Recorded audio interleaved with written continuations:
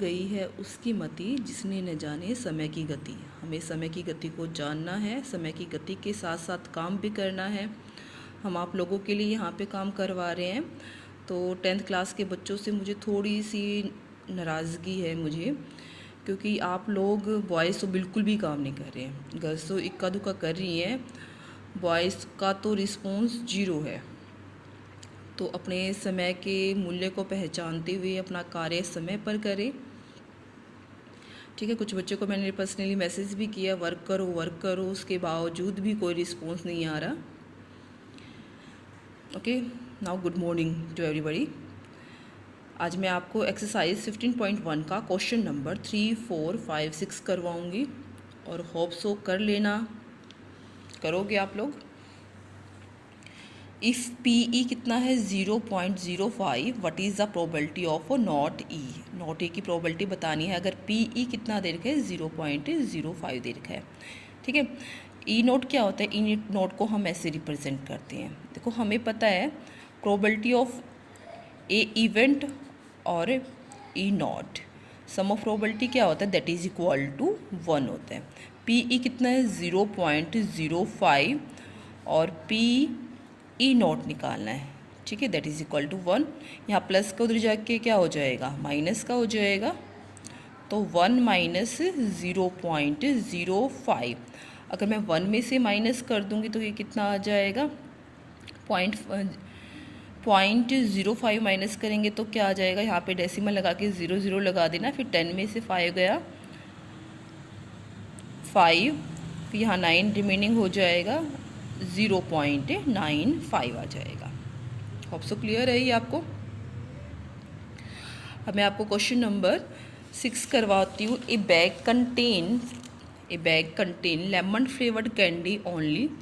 Malini take out 1 candy without looking into the bag, what is the probability that she takes out a orange flavour candy.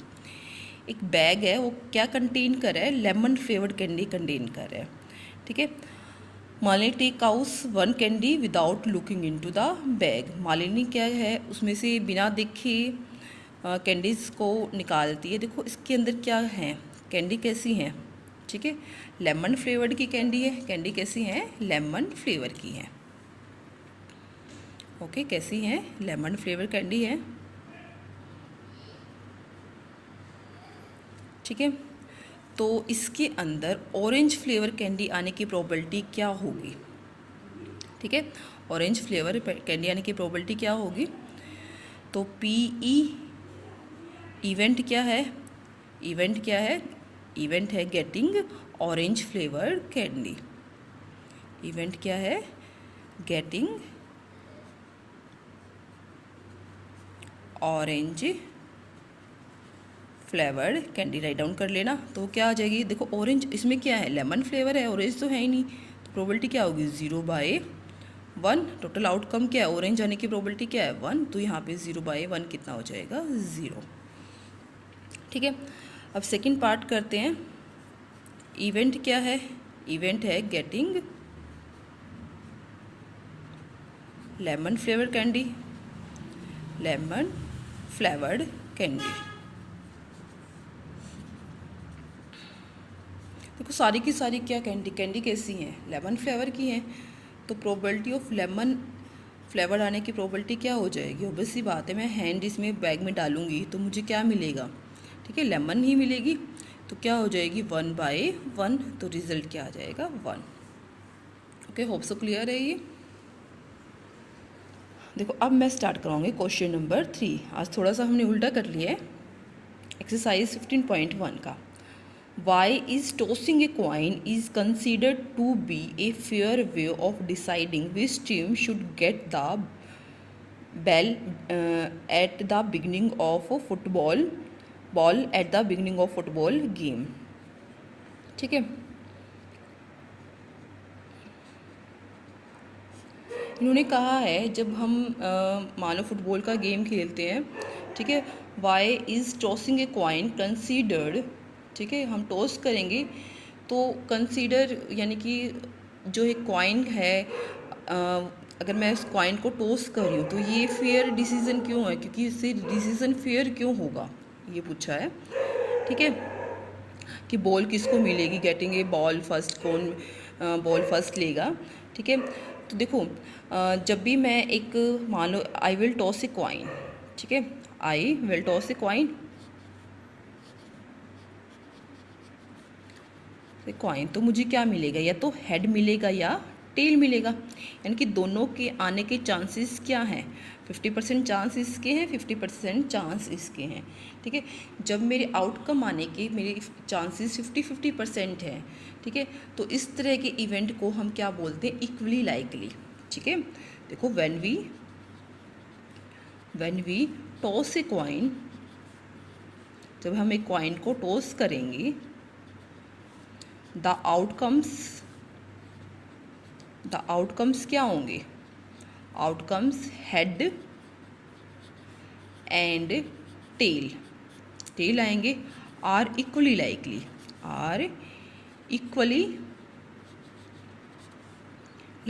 Likely का meaning क्या है, दोनों के आने के chances क्या हैं, 50-50 हैं, ठीक है।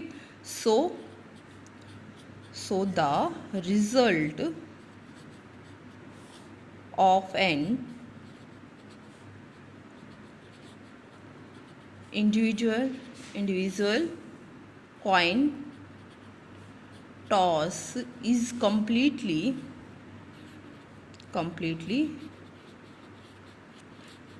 ठीक है। तो रिजल्ट क्या होगा, completely अनप्रिडिक्टेबल होगा, हम प्रिडिक्ट ही नहीं कर सकते क्या होगा,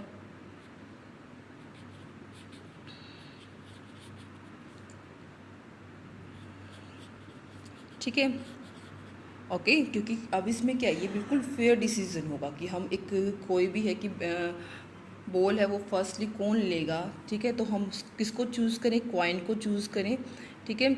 और कॉइन से जब टॉस करेंगे तो क्या है, हेड और टेल दोनों में से एक ही कंडीशन आएगी, दोनों के आने के चांसेस क्या होंगे, 50-50% चांसेस हैं, 50-50% चांसेस है, तो ये क्या है, कैसे इवेंट है, इक्वली लाइकली इवेंट होंगे, ठीक है। अगर इक्वली लाइकली इवेंट है तो ये हमारा क्या है, बिल्कुल फेयर डिसीजन है कि मैं किससे लूँगी, हम वाइल टॉसिंग ए कॉइन, ठीक है। अब आगे क्या है, which of the following can't be the probability of event, कुछ कंडीशन दे रखी है, उसमें हमें बताना है कौन सा इवेंट आने की प्रोबेबिलिटी नहीं है। एक बार स्टेटमेंट देख लेते हैं, ठीक है।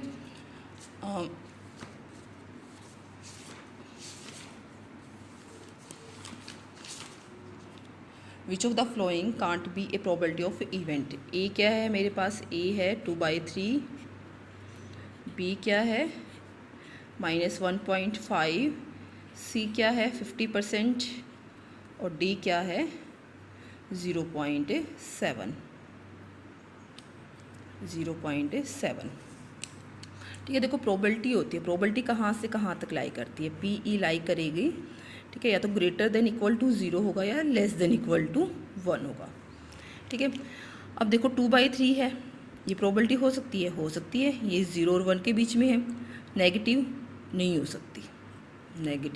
हो सकती, क्योंकि कभी भी probability of an event is never be negative. 15%, इसको मैं कैसे राइट डाउन कर सकती हूँ, 50/100, ठीक है। तो 50/100 हो गया यहाँ पे, 15/100, इसको सोल्व कर लेना, 5 3 जा 5, यहाँ पे 2 जा 0, 3/20 आ गया, ये भी कहाँ से लाई कर रहा है, 0 से 1 तक लाई करेगा।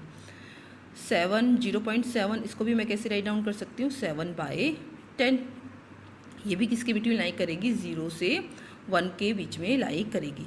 तो क्या नहीं हो सकती, be can't be the probability of an event,